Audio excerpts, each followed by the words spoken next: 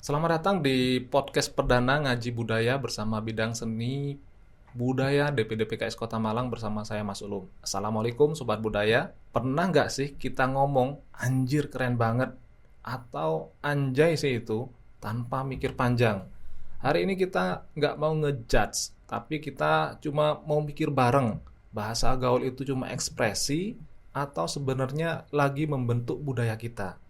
Sudah ada Abah Joko, praktisi budaya kita di studio. Beliau juga sebagai Ketua MPD DPT PKS Kota Malang. Assalamualaikum Abah. Waalaikumsalam warahmatullahi wabarakatuh. Wah, ini makasih diundang ini Mas Ulum. Ini obrolan penting banget ini, karena masa depan bangsa sering dimulai dari cara kita ngobrol dan bergaul semacam ini. Bah, ini relate banget juga bahas cara bergaul kita sekarang ini. Jujur saja, bahasa gaul dengan canda-canda itu seru, bikin akrab, bikin cair. Betul, Mas Ulum. Rasulullah juga tidak melarang orang bercanda atau ekspresif, karena Rasulullah pun juga bercanda. Tetapi beliau tidak pernah menyakiti dengan lisannya. Masalahnya sebenarnya bukan gaul atau tidak gaul. Masalahnya energi apa yang keluar dari kata-kata kita itu, Mas. Karena setiap kata itu trigger dari sebuah doa yang membentuk suasana, bahkan bisa membentuk diri kita sendiri. Maksudnya gimana itu Abah? Kalau yang sering keluar umpatan, lama-lama standar emosi kita jadi kasar. Kalau yang sering keluar apresiasi, pujian gitu, hati kita ikut lembut, Mas. Bahasa itu bukan cuma bunyi, tetapi ada energinya. Oh, berarti kata-kata itu benar-benar ngaruh ke karakter kita ya, Bah ya? Betul, Mas Ulum. Bahkan ada penelitian menarik itu. Pernah dengar Dr. Masaru Emoto dari Jepang? Seingat saya yang penelitian tentang air itu ya, Bah ya? Iya, betul. Ia meneliti bagaimana kata-kata positif dan negatif itu mempengaruhi struktur kristal air, terlepas dari pro dan kontranya penelitian itu, Mas Ulum ya. Pesannya sederhana. Kata kayak semacam di mikrofon ini kan punya getaran. Iya. Nah, tubuh kita ini sebagian besar air. Penelitiannya kan di gelas itu ada air, terus disampaikan pujian atau umpatan. Kalau tiap hari yang kita ucapkan itu kasar, atmosfer batin kita ini ikut berubah menjadi kasar. Kalau setiap hari yang kita keluarkan itu doa sehari-hari dan hal-hal yang baik, tubuh kita ini insya Allah juga tubuh orang yang di sekitar kita pun, bukan hanya tubuh kita sendiri ya, tubuh orang-orang di sekitar kita, suami, istri, anak, kerabat, teman, bisa jadi juga mereka akan lebih ringan melangkah ke arah yang lebih baik. Ya. Tapi Gen Z juga kreatif banget soal diksi Abah. Ada mantul, betul. Ada kipalop, ada bro, ada Riz dari Karisma, bahkan di Malang dulu anak mudanya merilis Onyis Nade. Nah, itu yang kita harapkan. Produk budaya yang dari Gen Z nanti ke depan itu yang produktif semacam itu. Mantul, kipalop, api pol gitu ya maksudnya yang bahasa Kilolan. Bro itu saudara gitu, semua dianggap saudara. Riz itu juga bermakna karisma, bagus sekali. Nah, itu yang kita harapkan. Nah, itu yang paling menarik. Kayak Onyis Nade, itu Singo Edan, itu juga bagian dari simbol Arema yang di situ maknanya totalitas, loyalitas, semangat bertanding. Meskipun bukan hanya di lapangan ya, tetapi juga dalam berkarya untuk masyarakat. Itu juga harus total. Semangatnya itu yang harus contoh. Dan itu muncul roh positif yang bisa menyebar di sekitar kita. Siap. Berarti bahasa gaul itu nggak selalu bermasalah ya, Pak ya? Tidak selalu, betul. Selama ruhnya sehat, selama kalimatnya positif, diksi gila pun menjadi terasa indah. Dalam sastra kan sering kita pernah dengar ya, dipakai untuk mengekspresikan totalitas cinta gitu ya.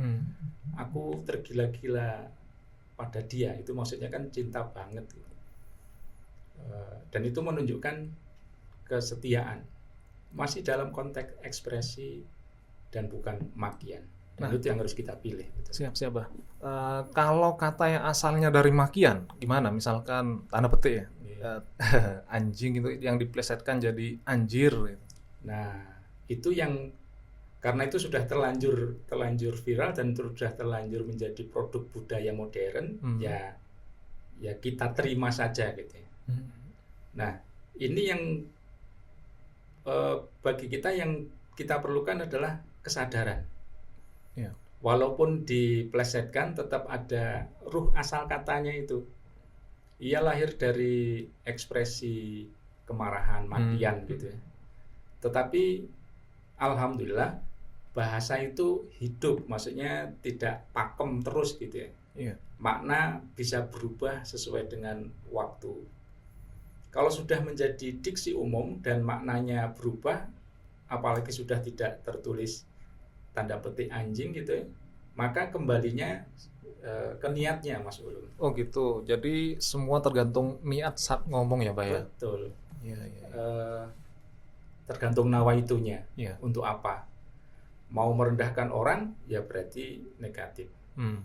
Atau sekedar bilang, wah hebat banget ini.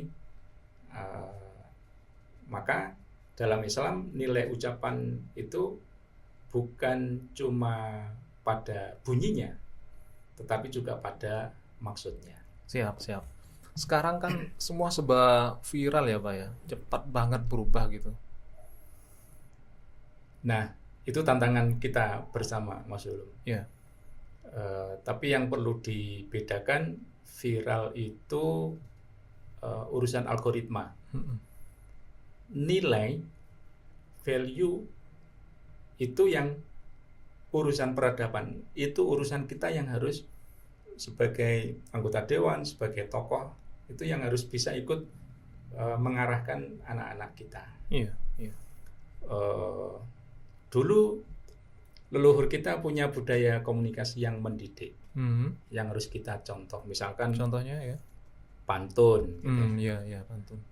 Pantun itu kan sebenarnya bukan hanya rima, tapi juga ikut melatih berpikir supaya bicara itu yang keluar adalah hal yang terpilih gitu.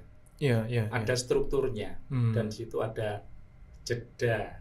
Nah, seninya komunikasi di situ, Mas Ulum. Tapi sekarang jedanya hilang ya, Pak ya, langsung nyinyir gitu. Ya itu, ya PR kita memang harus melatih anak-anak kita. Iya. Nah, itu PR kita bersama, Mas Ulum. Padahal memang ada prinsip sederhana dalam ajaran Islam, kalau tidak membawa kebaikan, lebih baik diam. Bukan membungkam diri maksudnya ya, tetapi melatih kesadaran. Itu, Mas. Ya, jadi ini bukan soal halal, haram langsung ya, Pak ya? Betul. Bukan sebenarnya bukan sesederhana itu, Mas Ulum. Iya. Ini soal kualitas jiwa. Kalau kita ingin budaya kita naik kelas, bahasa juga harus naik kelas. Iya. Bahasa-bahasa yang kita pilih. Cara bertutur kata pun juga harus naik kelas. Sebenarnya Gen Z sangat cerdas. Skill digitalnya luar biasa. Tinggal satu langkah lagi sadar. Karena kata-kata yang sering kita ulang lama-lama jadi karakter. Dalam pitutur Jawa, Mas Ulum, ada istilah kudu iso rumangsa. Artinya harus bisa merasa atau mawas diri. Ini adalah kesadaran untuk tahu diri, mengenal Kelebihan dan kekurangan gitu ya Pak? Iya, mengenal kekurangan dan kelebihan diri. Mampu menempatkan diri, kalau bahasa Jawanya kudu ngerti empan lan papan. Iya. Mampu menempatkan diri itu otomatis bisa muncul empati terhadap perasaan dan kesadaran orang lain. Saya ulangi, serta berempati terhadap perasaan dan keadaan orang lain. Iya. Coba kita contoh pitutur atau dari leluhur kita dalam memberi nasihat dengan tembang yang indah, lirik yang menggugah, dan ditiru generasi-generasi berikutnya dengan memberi nasihat dengan indah. Apa itu, Bah? Nah, ada tembang Lir Ilir. Iya. Saya coba Mas Ulum ya. Lir ilir, tanture usumilir, tak ijo royo, tak sengguh temanten anyar, tak sengguh temanten anyar. Dan lanjutnya, cah angon, penek no blimbing kuwi, lunyu penek no, kanggo basuh dodotiro, kanggo basuh dodotiro. Itu maksud, kan indah sekali itu. Iya. Lirik-lirik itu bagaimana membangkitkan semangat, dan potensi ijo royo itu harapan, dan juga harus mawas diri. Iya. Karena di situ cahangon itu kan bagaimana bisa angon ati itu, angon memelihara kendali diri. Iya. Untuk apa? Ya memilih tadi itu, salah satunya memilih bahasa-bahasa yang baik. Bagaimana mencetak budaya modern yang baik, sehingga kita harus senantiasa membersihkan diri. Kalau bahasa Islamnya adalah tazkiyatun nafas. Dan itu berat, lunyu memang. Meskipun licin, cahangon tadi itu bagaimana bisa memanjat. Nah itu filosofi Jawa, meskipun berat, ya bagaimana bisa kita membersihkan diri, tazkiyatun nafas. Itu Mas Ulum. Siap. Inspiratif sekali, Abah. Betul. Sobat muda, cerdas berbudaya, peradaban itu tidak dibangun dari sesuatu yang sekedar viral. Ia dibangun dengan sesuatu yang bernilai. Viral bisa membuat kita terkenal sehari, tetapi seni dan budaya yang beradab membuat bangsa ini dihormati. Kalau setiap kata yang kita ucapkan ada rasa, ada etika, ada kesadaran, maka komunikasi bukan lagi sekedar bunyi. Ia menjadi seni, ia menjadi budaya, dan ketika seni menyentuh budaya, peradaban menjadi indah. Jadi, sebelum kita ikut arus, sebelum kita ikut ramai, tanya sebentar pada diri kita, apakah ini hanya ingin viral atau sedang ikut merawat peradaban? Karena masa depan bangsa tidak ditentukan oleh seberapa cepat kita viralkan, tetapi oleh seberapa dalam nilai yang kita tanamkan. Sampai jumpa di podcast budaya berikutnya. Assalamualaikum warahmatullahi wabarakatuh. Waalaikumsalam warahmatullahi wabarakatuh.